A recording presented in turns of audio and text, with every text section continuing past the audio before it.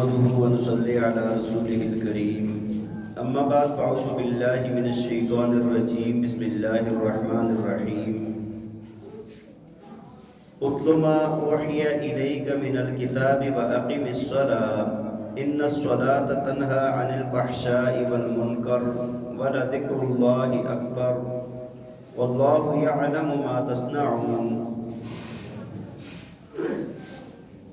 اللہ تعالیٰ فرماتے ہیں اتل ما اوحی الیک من الکتاب، فرمایا کہ آپ تلاوت کیجئے ما اوحی الیک من الکتاب، اس کی جو آپ کی طرف وحی کی گئی کتاب، اس کی کیا کریں؟ تلاوت کریں۔ وَأَقِمِ الصَّلَاةَ، اور نماز قائم کریں۔ إِنَّ الصَّلَاةَ تَنْهَى عَنِ الْفَحْشَاءِ وَالْمُنْكَرِ، فرمایا بے شک نماز روکتی ہے بے حیائی سے اور برائی کے کاموں سے۔ وَلَذِكْرُ اللَّهِ أَكْبَرُ، فرمایا کہ اللہ کا ذکر بہت بڑی بات ہے، اللہ کا ذکر بہت بڑی بات ہے۔ وَاللَّهُ يَعْلَمُ مَا تَصْنَعُونَ، فرمایا کہ اللہ جانتا ہے جو کچھ تم کرتے ہو۔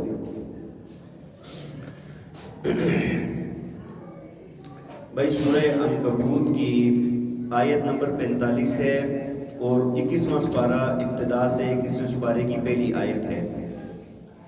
گزشتہ سورۃ مبارکہ میں اللہ تعالیٰ نے ایمان پر جو آزمائشیں آتی ہیں ان کا بیان فرمایا اور پھر اس کے تحت بہت سارے انبیاء کرام کا تذکرہ فرمایا ہے، اور آخر میں اللہ تعالیٰ نے شرک کو ایک مثال کے ساتھ بیان فرمایا کہ شرک کرنے والا مشرک، اس کی مثال ایسے ہے جس طرح کہ مکڑی کا جالا ہوتا ہے۔ جتنے بھی گھر ہیں ان میں سب سے زیادہ کمزور مکڑی کا جالا ہے۔ فرمایا کہ مشرک کی مثال بھی ایسی ہے، اس کی بنیادیں بھی اس سے زیادہ کمزور ہیں۔ اب آج کی آیات میں اللہ تعالیٰ نے قرآن کی حقانیت اور نبی پاک صلی اللہ علیہ وسلم کی رسالت کی طرف اشارہ فرمایا ہے اور یہ بات بیان فرمائی ہے۔ سب سے پہلی بات اللہ تعالیٰ نے یہ فرمائی کہ اتل ما اوحی الیک من الکتاب، اللہ فرماتے ہیں کہ آپ اس کتاب کی تلاوت کریں جو آپ کی طرف اللہ نے وحی کی ہے، جو کتاب آپ پر نازل کی گئی ہے اس کی کیا کریں؟ تلاوت کریں۔ دیکھیں قرآن پاک کی جو تلاوت ہے نا وہ دو طرح سے ہوتی ہے، دو مقاصد ہیں تلاوت کے۔ ایک تو یہ ہے کہ قرآن پاک کو پڑھا جائے جس سے انسان کو نیکیاں ملتی ہیں اور انسان کی روحانیت بلند ہوتی ہے۔ قرآن کو پڑھنا، قرآن کی تلاوت کرنا، دیکھ کر پڑھنا، بات سمجھ آ رہی ہے کہ نہیں؟ جو بندہ دیکھ کر قرآن کی تلاوت کرتا ہے، حدیث شریف میں آتا ہے کہ ہر حرف پر کتنی نیکیاں ملتی ہے؟ 10 نیکیاں ملتی ہیں۔ اور جو بندہ زبانی قرآن پاک پڑھتا ہے اور دوسرا بندہ دیکھ کر پڑھتا ہے تو دیکھ کر پڑھنے والے کا اجر زبانی پڑھنے والے سے زیادہ ہے۔ وجہ کہ دیکھیں ایک بندہ وضو کرتا ہے طہارت کے ساتھ، پھر اس کے بعد قرآن کو کھولتا ہے، پھر دیکھتا ہے، اس بندے کے کام زیادہ ہیں۔ دیکھ کر ناظرہ جو دیکھ کر پڑھتا ہے نا قرآن کی تلاوت صحیح تلفظ کے ساتھ، اس کا ثواب زیادہ ہے بنسبت اس کے جو زبانی پڑھ رہا ہے، لیکن دونوں اجر کا باعث ہے۔ تو یہ روایات میں یہ بات آتی ہے، باقاعدہ فرمایا کہ اگر زبانی پڑھنے والا اس کو اگر 1000 مل رہا ہے تو جو دیکھ کر پڑھنے والا ہے اس کو 2000 ملتے ہیں، 2000 نیکیاں ملتی ہیں اس کو۔ تو ایک تو یہ ہے کہ قرآن کی تلاوت کی جائے اور قرآن کو پڑھا جائے، اور دوسرا یہ ہے کہ قرآنی آیات کے ذریعے نصیحت کی جائے، قرآنی آیات کے ذریعے واعظ کیا جائے، قرآنی آیات اور قرآنی احکامات کو سکھایا جائے، یہ بھی قرآن کی تلاوت ہے، جو نبی پاک صلی اللہ علیہ وسلم کے فرائض منصبی میں سے ہیں کہ یتلو علیہم آیاتی ہی، کہ اللہ کے پاک پیغمبر ان لوگوں کو کیا کرتے ہیں؟ قرآنی آیات پڑھ کر سناتے ہیں۔ تو قرآن کے معانی کو سکھانا، پڑھانا، بتانا اور اس کو سمجھنا، سیکھنا، سکھانا، یہ ساری بات اس کے اندر آ جاتی ہے۔ اور جو بندہ قرآن سیکھتا ہے، قرآن سیکھنے والے کی بہت زیادہ فضیلت ہے۔ بات سمجھ آ رہی ہے کہ نہیں؟ قرآن کے ساتھ جتنی بھی نسبتیں ہیں نا، اونچی نسبتیں، ان میں سے سب سے اونچی نسبت وہ قرآن کی ہے۔ تو اللہ تعالیٰ نے قرآن پاک جو نازل فرمایا تو خود نبی پاک صلی اللہ علیہ وسلم کو اللہ تعالیٰ نے یہ فرمایا ہے وَأَنزَلْنَا إِلَيْكَ الْكِتَابَ لِتُبَيِّنَ لِلنَّاسِ مَا نُزِّلَ إِلَيْهِمْ، فرمایا یہ جو کتاب آپ کی طرف ہم نے نازل کی ہے نا، بھیجی ہے، یہ اس لیے ہے لِتُبَيِّنَ لِلنَّاسِ، تاکہ آپ لوگوں کو اس کے مطالب معنی کھول کر بتائیں۔ اس کے اندر اللہ فرما کیا رہا ہے، اس کے اندر اللہ سمجھانا کیا چاہتا ہے، یہ آپ بتائیں۔ اس وقت بھائی قرآن کو سمجھنے والے لوگ بہت کم ہو گئے ہیں، باتیں بہت زیادہ ہیں، سب کچھ ہے، لیکن بیٹھ کر قرآن کو سیکھنے والے، قرآن کو سمجھنے والے، اللہ نے ہماری طرف کیا حکم نازل فرمایا ہے، بہت کم ہو گئے ہیں۔ اور وہ لوگ بہت ہی شاندار لوگ ہیں کہ جو قرآن کے لیے وقت نکالتے ہیں اور قرآن کو سیکھتے ہیں۔ بات سمجھ آ رہی ہے کہ نہیں؟ تو بہرحال یہاں پر پہلا حکم ہمیں کیا ملا ہے؟ اللہ نے اپنے پاک پیغمبر کو مخاطب کر کے فرمایا کہ آپ کیا کریں؟ قرآن کی تلاوت کریں، قرآن کی تلاوت کریں۔ اور آگے فرمایا وَأَقِمِ الصَّلَاةَ، اور نماز قائم کریں۔ اچھا یہ بھی میں آپ کو بتا دوں کہ جو تلاوت کی جاتی ہے نا قرآن کی، وہ تلاوت کا سب سے اونچا درجہ جو ہوتا ہے وہ نماز میں ہوتا ہے۔ تلاوت کا سب سے اونچا درجہ جو انسان کو نصیب ہوتا ہے، جو سب سے افضل تلاوت ہے، وہ نماز کے اندر کی تلاوت ہوتی ہے۔ تو نماز کا جزء لازم ہے تلاوت، قرآن کی قرأت جزء لازم ہے، فرض ہے قرأت۔ تو اللہ نے ساتھ ہی فرمایا وَأَقِمِ الصَّلَاةَ، تلاوت کریں اور ساتھ کیا کریں؟ نماز قائم کریں۔ اور نماز جب بندہ قائم کرتا ہے تو نماز کیا کرتی ہے؟ فرمایا إِنَّ الصَّلَاةَ تَنْهَىٰ عَنِ الْفَحْشَاءِ وَالْمُنكَرِ، فرمایا کہ بے شک نماز بے حیائی اور برائی کے کاموں سے روکتی ہے۔ نماز بے حیائی اور برائی کے کاموں سے روکتی ہے۔ آپ کہیں گے بہت سارے لوگ ایسے ہیں جو اعتراض کرتے ہیں بندہ نمازی بھی ہے اور بہت بڑے بڑے گناہ بھی کر رہا ہے۔ تو بھائی بات یہ ہے کہ نماز کا تو یہی اثر ہے کہ نماز روکتی ہے، بندے کے اندر فرق ہے۔ نبی پاک صلی اللہ علیہ وسلم سے بھی ایک بندے نے یہ بتایا تھا کہ فلاں بندہ نماز ساری رات نماز پڑھتا ہے، صبح چوری کرتا ہے۔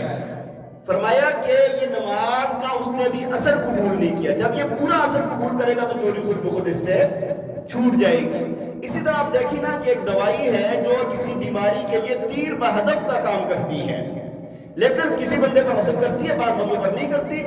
وجوہات بہت ساری ہو سکتی ہیں کہ ایک بندہ ہے وہ دوائی کھا رہا ہے لیکن پرہیز نہیں کر رہا ساتھ، ایک بندہ ایسا ہے کہ اس کو ایک بندے کو تو اس سے شفا مل گئی، دوسرے کو نہیں ملی، وجہ یہ ہے کہ اس کو ایک بیماری نہیں ہے، اس کو بیماریاں زیادہ ہیں، اس کو ایک بیماری نہیں ہے، اس کو بخار صرف ملیریا ہی نہیں ہے، اس کو ساتھ ٹائیفائڈ بھی ہے۔ بات سمجھ آ رہی؟ تو اس وجہ سے دوائی اثر نہیں کر رہی۔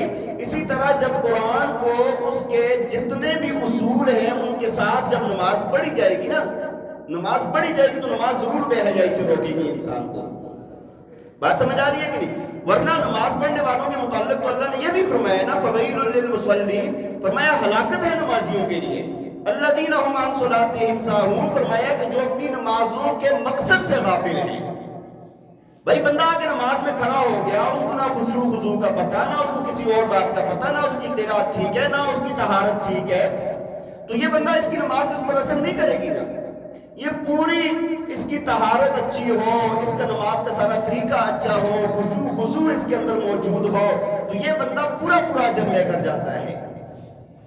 اب آپ دیکھیں نا حدیث شریف کے اندر آتا ہے، فرمایا کہ بعض لوگ آتے ہیں نماز پڑھتے ہیں ان کو 10واں حصہ ملتا ہے، بعضوں کو 9واں 8واں 7واں چھٹا، اور فرمایا بعضوں کو نماز کا آدھا، پوری نماز کا آدھا ثواب ملتا ہے اور بعضوں کو پوری نماز کا ثواب ملتا ہے۔ اور بعض ایسے ہوتے ہیں کہ جن کی نماز لپیٹ کر ان کے منہ پر مار دی جاتی ہے، نماز قبول ہی نہیں ہوتی۔ بات سمجھ آ رہی ہے کہ نہیں؟ تو اس وجہ سے اگر ہماری نمازیں ہیں اور اس کے ساتھ ہمارے اندر برائیاں نہیں ختم ہو رہی تو اس کا مطلب یہ ہے کہ ہم نے نماز کے شرائط کا خیال نہیں رکھا۔ اللہ نے فرمایا وَقُومُوا لِلَّهِ قَانِتِينَ کہ آپ خشوع اور خضوع کے ساتھ نماز پڑھیں، خشوع اور خضوع کے ساتھ نماز پڑھنے کا حکم ہے۔ ایک بندہ ہے جس طرح آپ دیکھیں، ایک بندہ نماز بھی پڑھ رہا ہے، حرکتیں بھی کر رہا ہے، ساتھ خارش بھی کر رہا ہے، کبھی گاڑی کے ساتھ کھیل رہا ہے، کبھی کیا کر رہا ہے، کبھی کیا کر رہا ہے۔ نبی پاک صلی اللہ علیہ وسلم نے ایک مرتبہ فرمایا تھا، فرمایا کہ اگر یہ بندہ نماز صحیح پڑھتا نا تو اس کے اعضاء کے اندر بھی خشوع خضوع ہوتا۔ لیکن ایک تو بندہ کھڑا ہو گیا نا تو پورے اعضاء انسان کے خشوع خضوع کے اندر آ جاتے ہیں، پوری حرکت رک جاتی ہے، اللہ کی طرف پورا دھیان ہوتا ہے۔ تو جو نماز ایسی ہوتی ہے پھر وہ نماز اثر کرتی ہے۔ تو فرمایا کہ نماز بہت اہم عمل ہے اور اس کا فرمایا کہ یہ نماز کیا ہے؟ برائیوں سے روکتی ہے۔ فحشا اور منکر کا لفظ استعمال ہوا نا، فحشا عام برائیاں، اور منکر جو عقل جن کو برا کہے، جھوٹ بولنا، گالی دینا، کسی کے ساتھ دھوکہ کرنا، یہ لازمی نہیں ہے کہ اسلام نے کہا ہے۔ ہر بندے کی عقل مند بندے کی عقل بھی یہی کہتی ہے کہ یہ چیزیں کیا ہیں؟ بری ہیں۔ تو ان دونوں چیزوں سے نماز روکنے کا ذریعہ بنتی ہے۔ اور آگے فرمایا وَلَا ذِكْرُ اللَّهِ اکبر، فرمایا کہ اور اللہ کا ذکر سب سے بڑا ہے، اللہ کا ذکر سب سے بڑا ہے۔ بھائی جو اللہ کی یاد ہے نا، یہ سب سے اونچا عمل ہے۔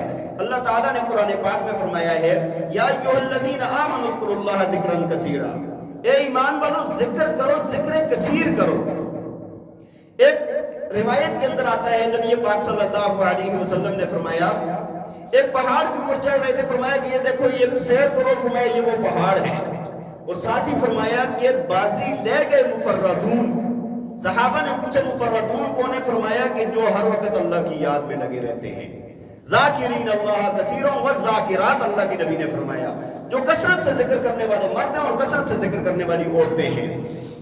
اور فرمایا سب سے افضل عمل کا متعلق جب پوچھا گیا نا تو فرمایا کہ افضل عمل یہ ہے کہ انسان کی زبان ہر وقت ذکر سے تر رہے۔ اما عائشہ رضی اللہ تعالیٰ عنہ فرماتی ہیں، فرمایا کہ نبی پاک صلی اللہ علیہ وسلم ہر وقت اللہ کی یاد میں، اللہ کے ذکر میں لگے رہتے تھے۔ یہ بھی بہت اہم عمل ہے، لیکن آج ہم لوگوں سے یہ چھوٹ گیا ہے، مادیت زیادہ پھیل گئی ہے، اس وجہ سے اکیلے اللہ کی یاد کے لیے بیٹھ جانا یا وقت دے دینا یہ ہمارے لیے کافی مشکل ہو گیا ہے۔ لیکن جو ذکر کرے گا وہ بندہ کامیاب ہو گئی ہوگا۔ اور سب سے افضل انسان کے متعلق نبی علیہ السلام نے یہ بھی فرمایا کہ جب اس کی موت آئے تو اس کی زبان ذکر سے تر رہے۔ جو بندہ ساری زندگی ذکر کرتا رہے گا وہ بندہ اس وقت بھی ذکر کرے گا، جیسا کہ عالم میں بھی ذکر کرے گا۔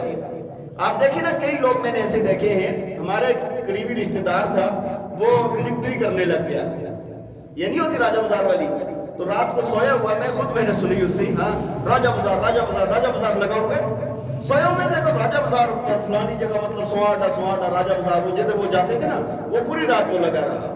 صبح میں نے کہا یار یہ تو اللہ کے بندے ساری رات کیا کرتا ہے؟ لڑکا سا تھا، وہ آیا تو لگ گیا اس پہ، ملٹری میں لگ گیا۔